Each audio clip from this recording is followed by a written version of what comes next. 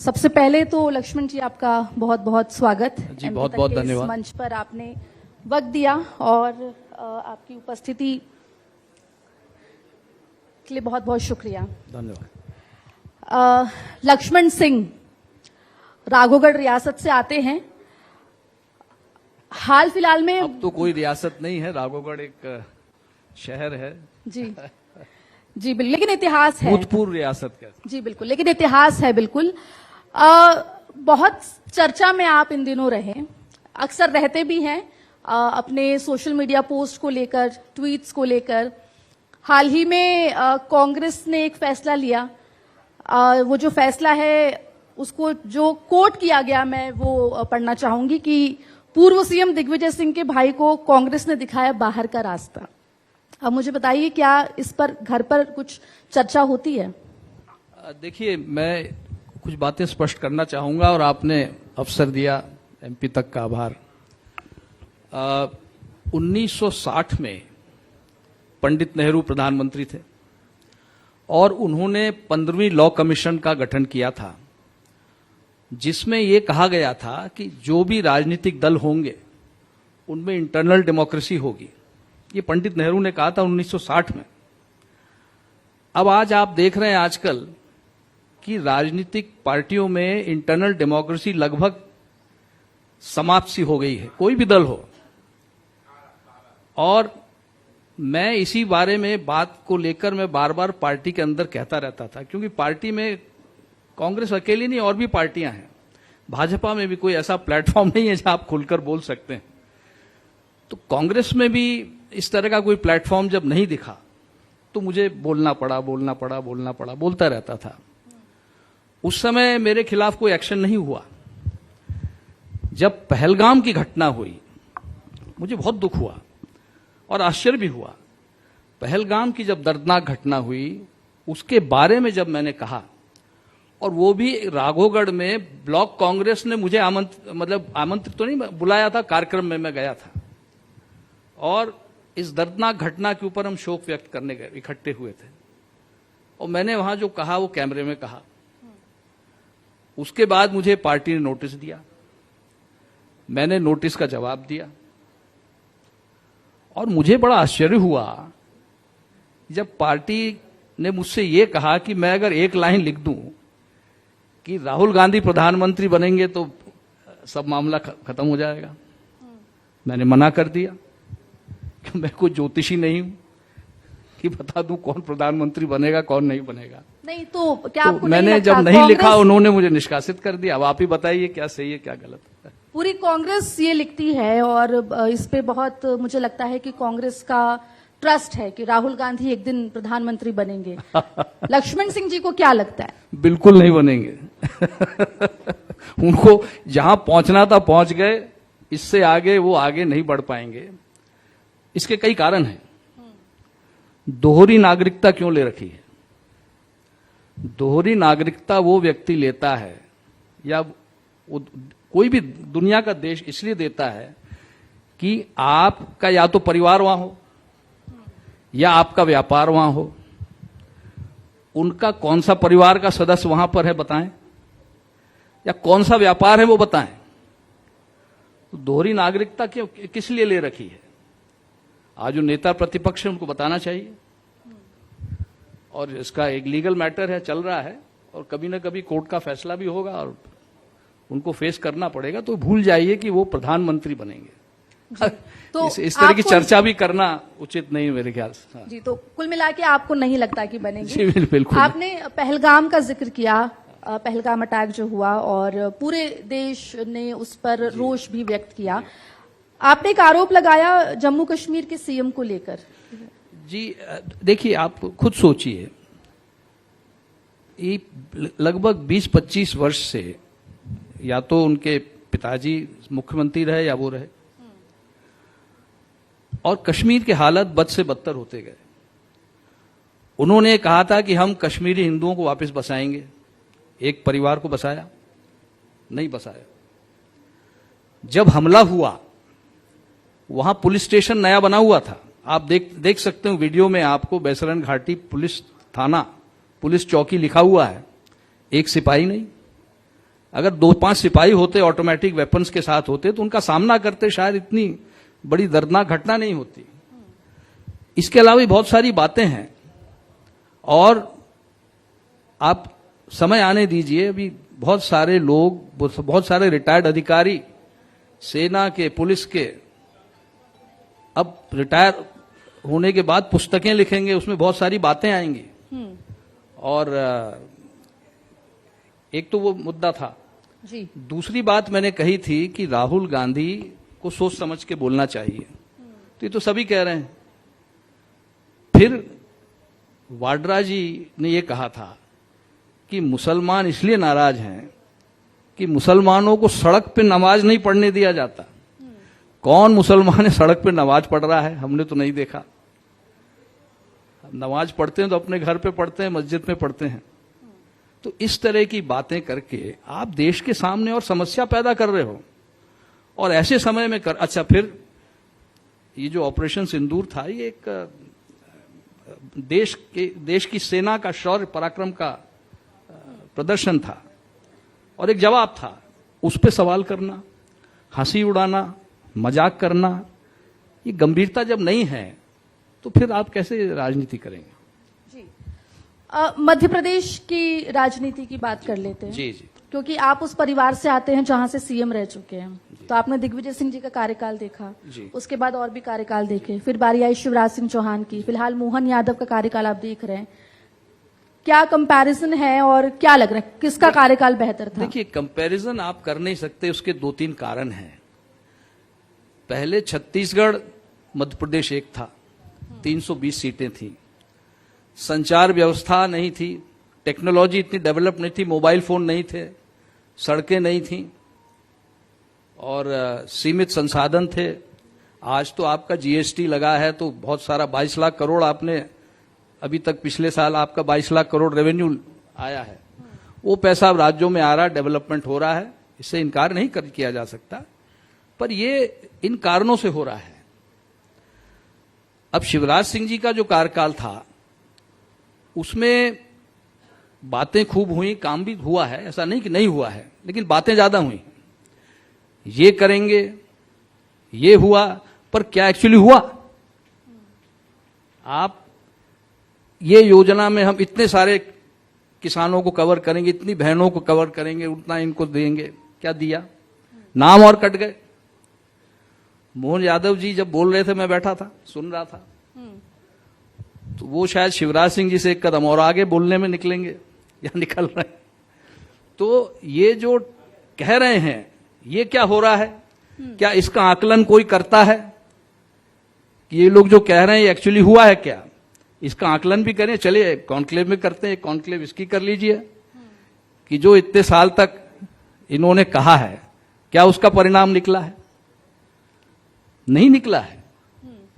कहना आसान है, करके दिखाना ये एक अलग बात होती है। चलिए, अब एक थोड़ी बहुत ताली वाली तो बजा दो। धन्यवाद। ताली बजाते रहें। धन्यवाद, थोड़ा मनोबल बढ़ जाता। हाँ, क्योंकि आपके जो बयान हैं वो काफी कंट्रोवर्सी में रहते हैं, चाहे आपने वो कांग्रेस को लेकर खासतौर पे जो आप बयान देते, राहुल गांधी को लेकर आप नसीहत भी देते रहते हैं, और जो प्रधानमंत्री वाली बात भी आपने कही वो है। लेकिन आप ही के पार्टी के कई आपके पुराने साथी अब ये आरोप लगाने लगे हैं कि आप कहीं बीजेपी में तो नहीं राह तलाश रहे हैं, पीएम मोदी के करीब होना चाहते हैं। नहीं, ऐसा कुछ सज्जन सिंह वर्मा आपके पुराने साथी हैं, उन्होंने ही ये बयान दिया है। देखिए, मैं सबका सम्मान करता हूं, मोदी जी का भी सम्मान करता हूं, प्रधानमंत्री हैं देश के, और एक बहुत ही साधारण परिवार से उठ के आज प्रधानमंत्री बने, 15 साल से प्रधानमंत्री हैं, उनकी तारीफ करते हैं, कोई बात नहीं, उसमें करना चाहिए। मैं केवल, अच्छा देखिए, आपने कहा कि देखिए कोई व्यक्ति पार्टी नहीं होता है, न राहुल गांधी कांग्रेस है, पार्टी कार्यकर्ताओं से चलती है, और कार्यकर्ता ही पार्टी को चलाता है, और निर्णय भी जब कार्यकर्ता जब निर्णय लेता है तो पार्टी को लाभ होता है। कांग्रेस पार्टी में ये कमी है, निर्णय ऊपर से होते हैं, और इसीलिए आज कांग्रेस की दशा है, दुर्दशा है। अब इसको सुधारने के लिए इस तरह की एक बात निकली है, ये कांग्रेस के कार्यकर्ता ही उठा रहे हैं। मेरे निष्कासन के बाद मैं जब घूमा हूं कांग्रेस कार्यकर्ताओं के बीच में, उन सबकी एक राय ये है कि साहब कोई ऐसा संगठन बने या ऐसी पार्टी बने, कांग्रेस ही बने, जहां कार्यकर्ता की आवाज सुनी जाए, जहां कोई हाईकमांड ना हो, जहां भोपाल से कोई निर्देश ना जाए, जहां कोई पर्यवेक्षक आके ये ना कहे कि मैं जो कहूंगा वो होगा। अब राहुल गांधी जी ने यहां आके किसी को लंगड़ा घोड़ा, किसी को क्या, अब ये आप किसको कह रहे हो सब जानते हैं। किसको आप बताएं, आप कह रहे हैं किसको कह रहे हैं सब जानते हैं, किसको कह रहे थे राहुल गांधी आके? वरिष्ठों को कह रहे होंगे। मुझसे किसी ने कहा कि कई वरिष्ठ हैं मध्य प्रदेश में, तो काफी है वरिष्ठ, बहुत वरिष्ठ हैं, लेकिन वरिष्ठ का सम्मान करना चाहिए कि अपमान करना चाहिए? लोगों ने मुझसे कहा साहब आपके बारे में कहा, मैंने कहा भैया जब वो कह रहे थे मैं तो वहां वृंदावन में परिक्रमा लगा रहा था, तो मैं तो लंगड़ा हो नहीं सकता था। तो इस तरह की बातें करके अपमानित करके ये एक अच्छी छवि पार्टी की नहीं बना रहे हैं आप। और आप पार्टी नहीं है, पार्टी कार्यकर्ता की है। राहुल गांधी स्लीपर सेल को लेके भी बात करते हैं कि कांग्रेस में स्लीपर सेल है बीजेपी। स्लीपर सेल, अच्छा सबसे पहले ये देखिए आप कि स्लीपर सेल कौन है। जब सरकार बनी उनको ये पता नहीं था कि कब सरकार गिरेगी, तो स्लीपर सेल कौन है? उनको पता क्यों नहीं था कि सरकार गिर जाएगी? कहां थी इंटेलिजेंस? सब अनुभवी नेता थे। जिन्होंने कहा है ये स्लीपर सेल वाली बात, वो कानून मंत्री थे उस समय कांग्रेस में। अब जिन कांग्रेस कार्यकर्ताओं पे झूठे मुकदमे बने थे बीजेपी के समय में, क्या एक मुकदमा वापस हुआ? तो स्लीपर सेल कौन है बता दीजिए। वो क्या सो रहे थे 15 महीने? एक कार्यकर्ता पे केस वापस नहीं हुआ, और पॉलिटिकल केसेस। तो ये कहना कुछ है, कह दीजिए, कहना बहुत आसान है, लेकिन उसका परिणाम क्या है वो महत्वपूर्ण है। आपके जो बयान है देशभक्ति की बिल्कुल बात आप करते हैं, उस पे जिस तरीके का रिएक्शन आता है कांग्रेस से, चाहे वो प्रदेश स्तरीय नेता हो या फिर राष्ट्रीय स्तरीय नेता हो, तो क्या आपकी देशभक्ति से कांग्रेस परेशान रहती है? नहीं, देशभक्ति सभी की, कोई ऐसा नहीं कि सब मैं ही अकेला देशभक्त, बहुत हर नागरिक देशभक्त है, और राष्ट्रहित सर्वोपरि ये ध्येय रख के राजनीति करना चाहिए। अब मेरा अब यही निवेदन है कि थोड़ा मध्य प्रदेश के विकास में भी चर्चा करें। तो इस पर आप कोई सवाल करें तो मैं बिल्कुल उत्तर दूंगा, और आपके और भी सवाल होंगे उनके उत्तर देंगे। नहीं, बिल्कुल सवाल हैं, बहुत सारे सवाल आगे। अब आप क्या करेंगे इसको लेकर है। पहला सवाल तो ये है कि अब कांग्रेस से निष्कासित हुए हैं तो क्या बीजेपी में जाएंगे, नई पार्टी बनाएंगे? जी नहीं, क्या रणनीति है आगे? देखिए, मैं भाजपा में नहीं जा रहा हूं, और भाजपा में वैसे ही लोग परेशान है, बहुत सारे कांग्रेस से लोग चले गए, वो भाजपा वैसे ही परेशान। अभी खंडेलवाल जी बेचारे पता नहीं कैसे उसको हैंडल करेंगे। कोई पार्टी बनाने का भी उद्देश्य नहीं है, पार्टी अपने आप बनती है, ये भावनाओं से बनती है, और कार्यकर्ताओं की भावना अगर है तो अगर वो आवश्यक समझेंगे तो एक मोटिवेटर की तरह मैं अपना योगदान देने को तैयार हूं। दूसरी बात यह है कि 40 साल का मेरा राजनीतिक अनुभव है। अब लोग चाहते हैं कि मैं घर बैठ जाऊं, तो क्या 40 साल का मेरा जो अनुभव है मैं उठा के कूड़ेदान में डाल दूं? ऐसा तो मैं नहीं कर सकता। ये मेरा जो 40 साल का अनुभव है, इसको मैं युवाओं के बीच में, कार्यकर्ताओं के बीच में, कांग्रेस के, उसमें बांटना चाहता हूं। और भले ही कांग्रेस ने मुझे निष्कासित किया हो, लेकिन मेरा अधिकांश समय कांग्रेस में निकला है। और आज भी जो अगर कल से नई कांग्रेस खड़ी होती और होगी, ये अपने आप होगा, क्योंकि जिस हिसाब से ये कांग्रेस चल रही है, और ये बदलेगी नहीं, तो कार्यकर्ता अलग होगा, और भाजपा में नहीं जाकर उसको यहां एक नई कांग्रेस खड़ी मिलेगी। तो क्या लक्ष्मण सिंह नई कांग्रेस बनाएंगे? नहीं, मोटिवेटर का काम मैं करूंगा, और ऐसी कांग्रेस बनेगी जहां कार्यकर्ता फैसला करेगा, कोई लक्ष्मण सिंह फैसला नहीं करेंगे। बहुत से लोग हैं मेरे संपर्क में जब मैंने वीडियो जारी किया था मुझे आश्चर्य हुआ, लाखों लोगों ने देखा उसको। मेरे पास हर जगह से फोन आए, मध्य प्रदेश से फोन आए, राजस्थान से आए और भी राज्यों से आए। और जैसा आपने आमंत्रित किया है, ऐसे कई लोगों ने आमंत्रित भी किया है और मैं जाऊंगा भी, प्रदेश का दौरा भी करूंगा। और ये कार्यकर्ता अब निकल के आ रहे हैं, अब डर भी नहीं रहे कार्यकर्ता। कल मैं वहां लटेरी सिरोंज में गया था, तो मैं सोच रहा था भाई कांग्रेस के हमारे पुराने साथी शायद मुझसे मिलने ना आएंगे या अवॉइड करेंगे। मुझे बड़ा आश्चर्य हुआ, सारे लोग आ गए मिलने। मैंने कहा भाई तुम पर एक्शन हो जाएगा। बोले नहीं साहब, हमें परवाह नहीं है, अब वो आप निकले हो तो निकलो। और सब कार्यकर्ता निकलेंगे और एक मूल चूक परिवर्तन आएगा। और कांग्रेस पार्टी इसको समझ ले तो अच्छा है, और नहीं भी समझेगी तो एक अलग कांग्रेस खड़ी होगी। लेकिन कांग्रेस और कांग्रेस मिलके लड़ेंगी। कहीं ना कहीं कोई समझौता हम करेंगे चुनाव में, लेकिन भारतीय जनता पार्टी को सत्ता में नहीं आने देंगे। जी 2023 में भी यही कोशिश थी कांग्रेस की, लेकिन हुआ उसके उल्टा। लेकिन ये जो पूरा इंसिडेंट आपके साथ हुआ, मध्य प्रदेश कांग्रेस के वरिष्ठ नेता, आपके पुराने साथी, और इनफैक्ट आपके घर में भी हैं, दो नेता हैं कांग्रेस के, क्या बात हुई उनसे? कुछ कहा उन्होंने या दूसरे नेताओं ने? हम लोग घर में राजनीति की बात करते ही नहीं है, कई वर्षों से नहीं करते। हम लोग घर में पारिवारिक बात करते हैं। मैंने जो भी राजनीतिक फैसले लिए, मुझे ना भाई साहब ने रोका, और मेरा भतीजा तो मेरे बेटे से भी छोटा है, वो क्या बोलेगा, तो वो भी कुछ नहीं बोलता। तो राजनीतिक फैसले हम अपने आप लेते हैं। हमारी स्वर्गीय माता जी एक बात कहती थी कि सुनो सबकी और करो मन की। तो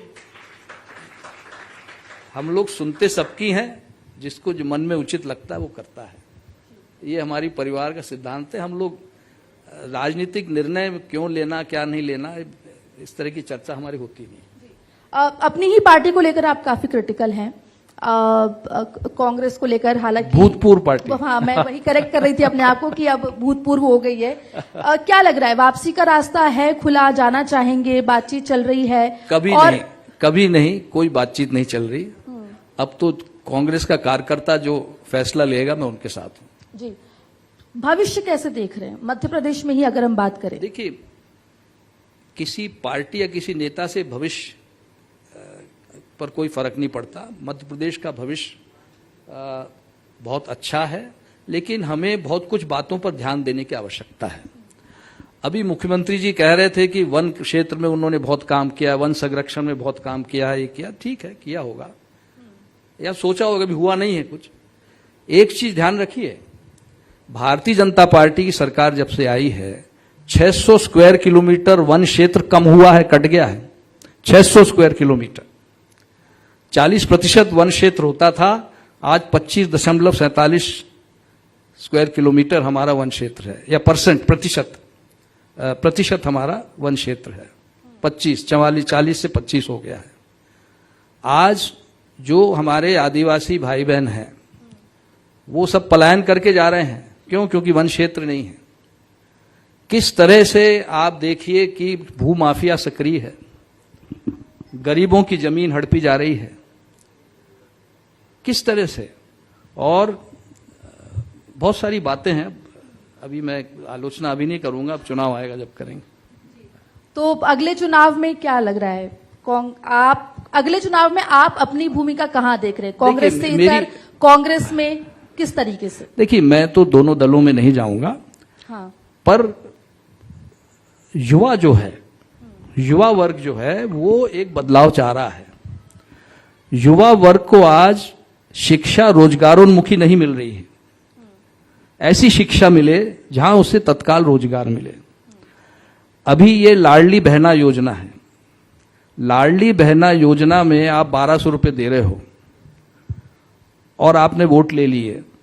इसको आप इस तरह सोचिए कि आज के इस महंगाई के युग में और 20 साल आपकी सरकार रहने के बाद भी लाडली बहना को 1200 में वोट क्यों देना पड़ रहा है?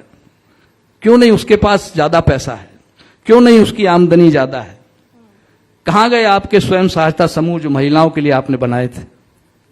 आज अगर महिलाओं के स्वयं सहायता समूह अच्छी तरह चलते हैं और उनका जो सामान वो बनाती हैं वही बेच दे सरकार, तो हमारी जो लाडली बहना है वो कम से कम 5-10 हजार रुपया महीना कमाएगी।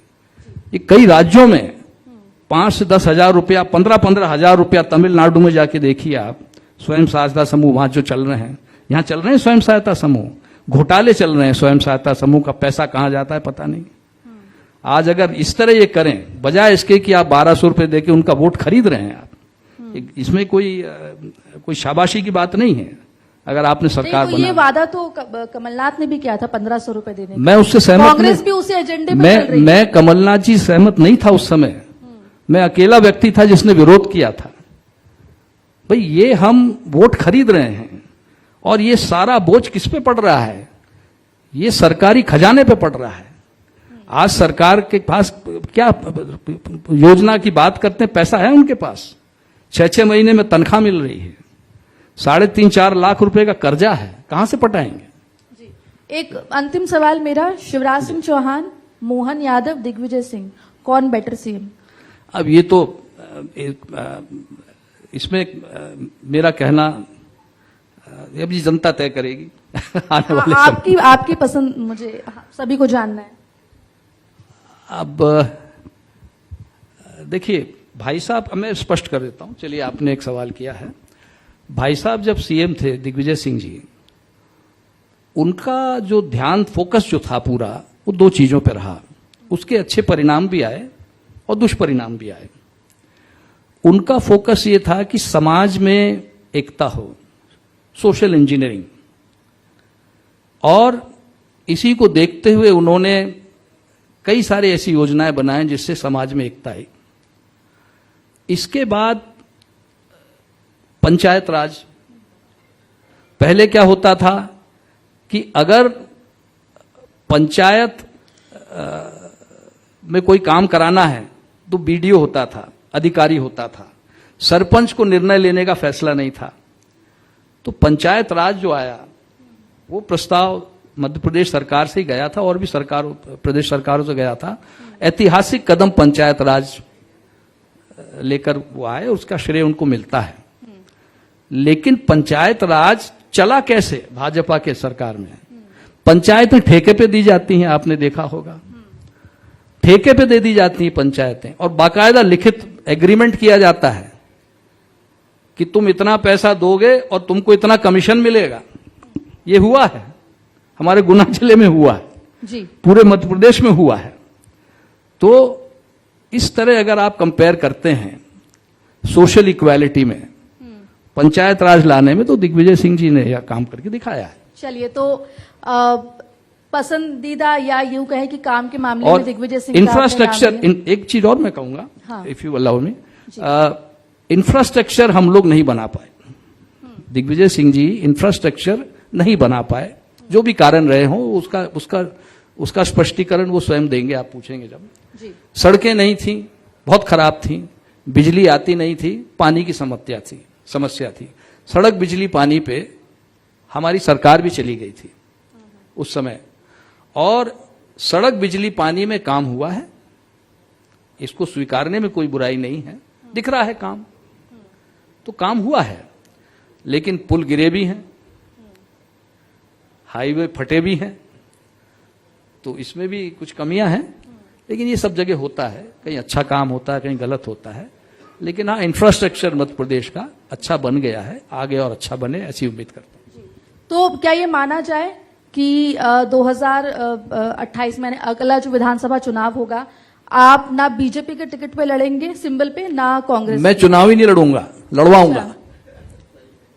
मैं लड़वाऊंगा जी, और उनको बिठाएंगे विधानसभा में, हाँ, जिन्होंने हमको बिठाया है जी, उनको बिठाएंगे। जी। ऐसे ऐसे लोग चुने जाएंगे जो कभी आपने देखे नहीं होंगे। जी, बहुत बहुत शुक्रिया लक्ष्मण जी, आप जुड़े हमारे साथ। धन्यवाद, बहुत बहुत धन्यवाद। लेकिन साफ तौर पे आपने कहा कि ना बीजेपी में जाएंगे ना कांग्रेस में जाएंगे। बिल्कुल नहीं, धन्यवाद, बहुत बहुत शुक्रिया।